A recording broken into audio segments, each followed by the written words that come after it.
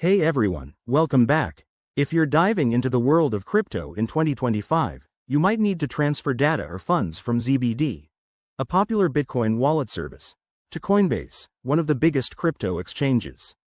This full guide will walk you through the process step by step, so you can do it quickly and securely.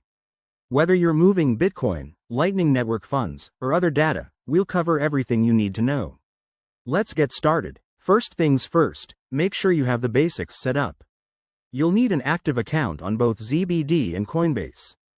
Double check that your ZBD wallet has the funds or data you're transferring, and verify your Coinbase account details, like your wallet address.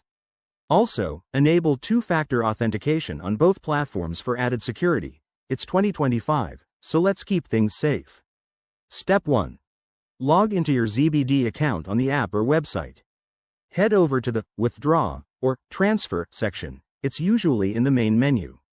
Select the asset you want to move, like Bitcoin, and choose External Wallet as the destination.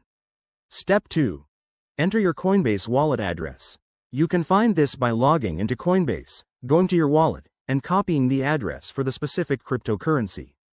Paste it carefully into ZBD, and double-check for any typos. Mistakes here could send your funds into the void. Step 3. Set the amount you want to transfer. ZBD might show you network fees, especially if you're using the Lightning Network for faster transfers. Review everything, then confirm the transaction. You'll get a confirmation code or email. Save that for your records.